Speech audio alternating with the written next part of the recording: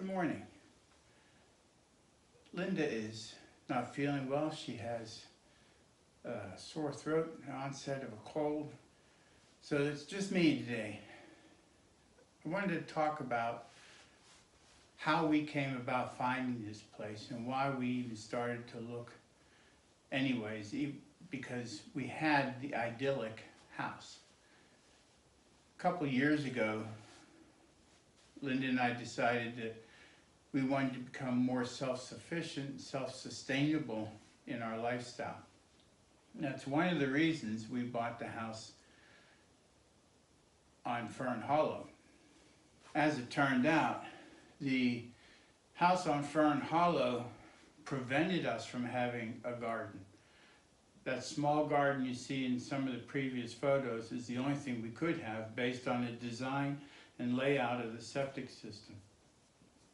In addition to that, Raleigh was encroaching upon us so quickly that our house is under contract now at more than $30,000 that we paid for 3 years ago. That's how much the property is worth because of what's happening. Everybody's moving into that area. So we wanted to move to a more rural area where we could have less rules and be able to be self-sufficient with gardens, possibly animals. So I began the search. I actually started this search in Erie and along the New York-Pennsylvania border. All right, where was I? Everything keeps interrupting. What I found in Pennsylvania was kind of disheartening. There was nothing in Erie or the surrounding area. I did find some properties in Kane and had an eye-opening experience. And that is, it is way too expensive to live in Pennsylvania. Let me give you just two examples. The property taxes on this 13.5 acre property that we own now, that we just purchased, are $1,500 a year. I found equivalent properties in Kane, and their taxes were anywhere from 300 to 700% more just for property tax. It's ridiculous. Second example is the price of gasoline in Pennsylvania is approximately 50 cents a gallon more than what we have here. So I worked my way down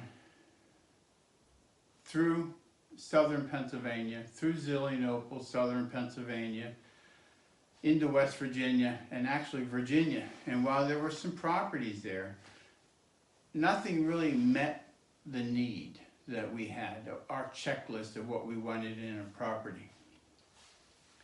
We ended up wanting to stay in our county that we were already in. The house we purchased here, this house, is in the same county as Fern Hollow. It's Granville County. It's the third largest county in North Carolina. There are only 58,000 people in this county. That's about half of what the city of Erie has. So it's an amazing county. It's one of the fastest growing counties in North Carolina, down where we live in southern Granville. This house is in northern Granville. We had a checklist. This house met every single thing on our checklist except for one. It doesn't have a pond. And we kind of wanted that, but we can live without it. This house is 1,950 square feet, 13.5 acres. About 2 acres is grass or open. The rest is all woods. It has room for unlimited gardens, more gardens than we can possibly do. The drawbacks are, and there's a caveat to this, is this house is a lot of work. This property is a lot of work. The house was a mess when we bought it. The yard was a mess when we bought it.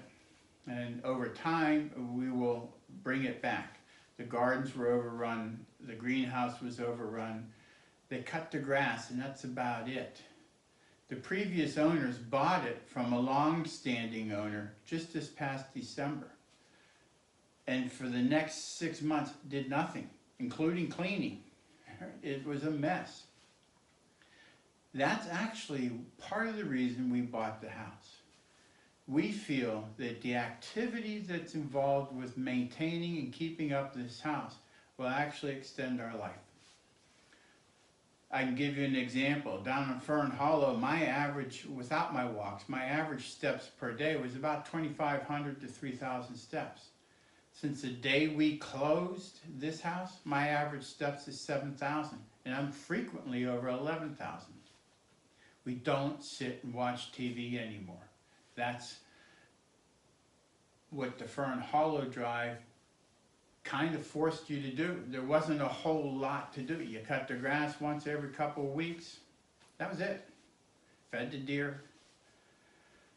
So that's how we ended up where we are. If you have any specific questions, feel free to leave them in the comments below.